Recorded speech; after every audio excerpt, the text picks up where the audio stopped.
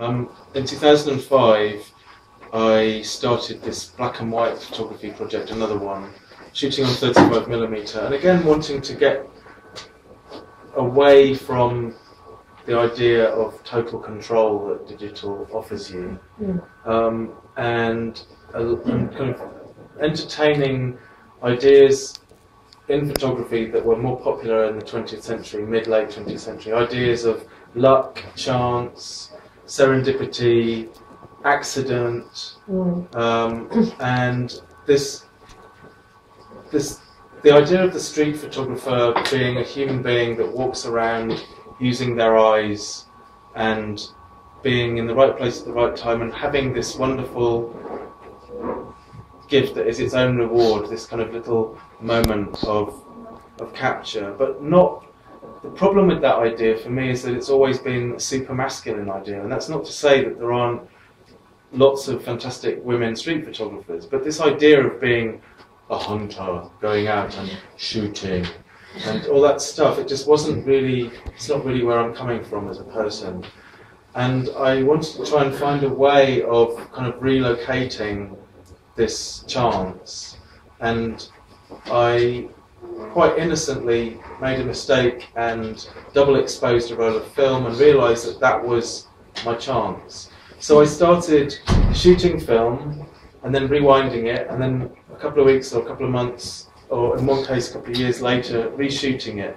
And I went to New York, London, Paris and Tokyo, which is the title of the work, NYLPT, because those cities are places that are thoroughly mediated by photography. And when you are in New York, the first time you go to New York, it's like being in a movie set.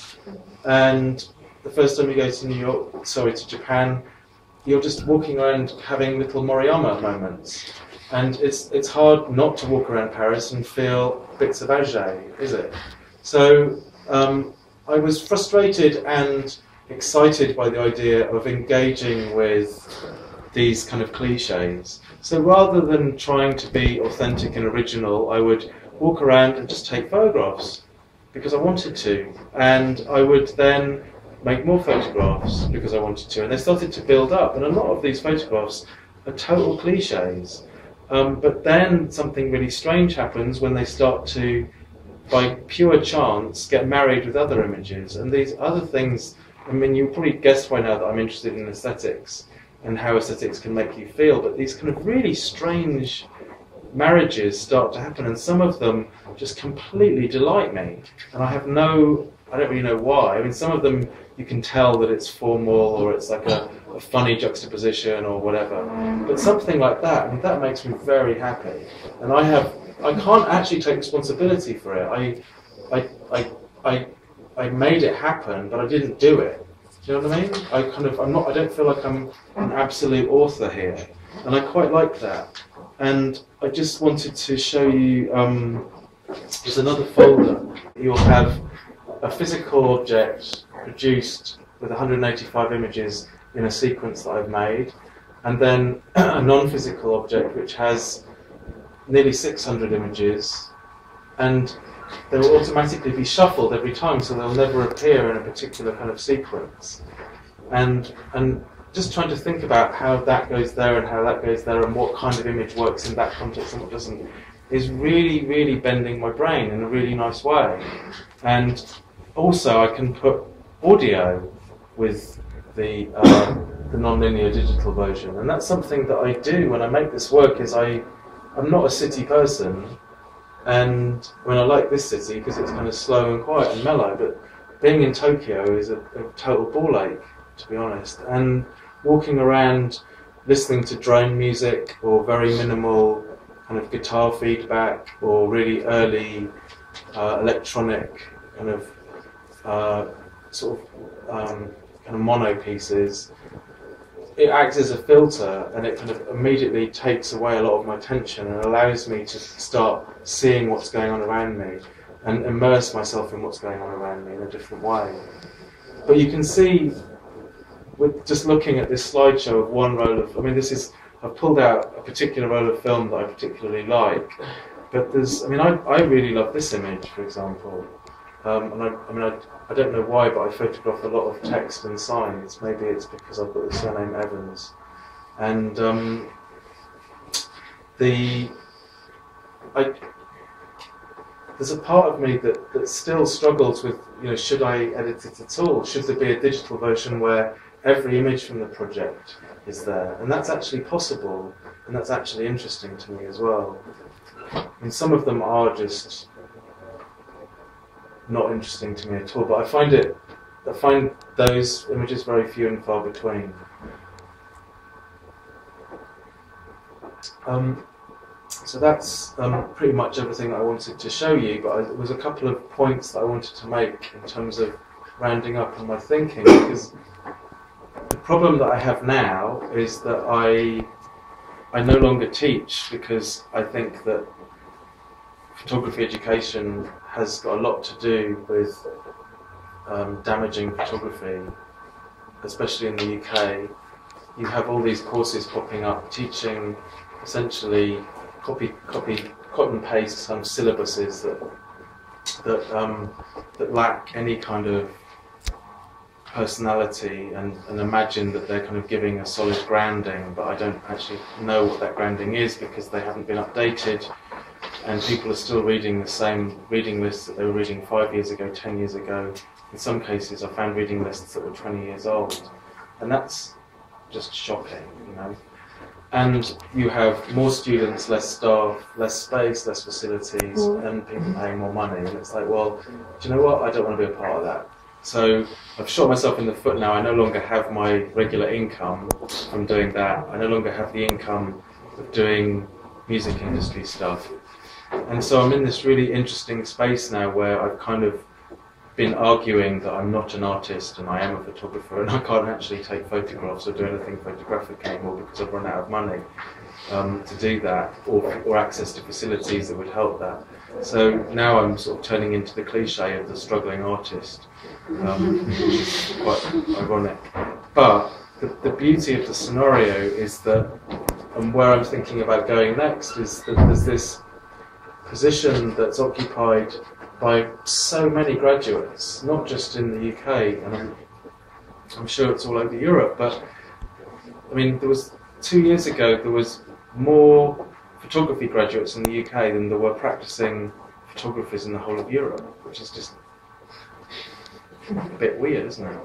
And so what are these people going to do? And one of the things that I love about photography is what it's given me, and the kind of human being that I've become because of my engagement with photography. The kind of people that I've met, especially the kind of people I've met, but the skills that I've had in terms of communication and organisation and how to kind of arrange and work through ideas and all this kind of stuff. And I just think, well, actually there's probably more useful ways to apply those skills, and a lot of students that have been through my hands for the last 15 years, they're out there now and they're not operating, but they have all this kind of training, and I'm thinking that what we need to start doing is creating and sort of thinking aloud about new ways of using those skills and what actually photography might mean, because photography doesn't necessarily, as we've already discussed, doesn't necessarily mean that you have to go around pushing buttons.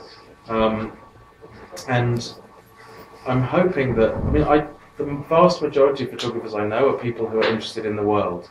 They're outward-looking people.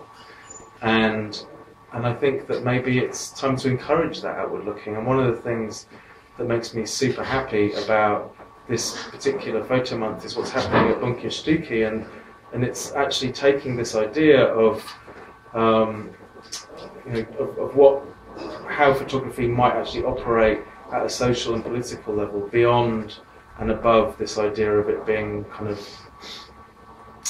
a way of recording the world, or a way of creating a token for a banker to hang on the wall of his office, or you know what I mean? I'm just kind of interested in this idea that photography, the spirit of photography, as it were, this idea of being interested, this idea of looking and thinking, could actually take us somewhere quite different now, and it's time to do that.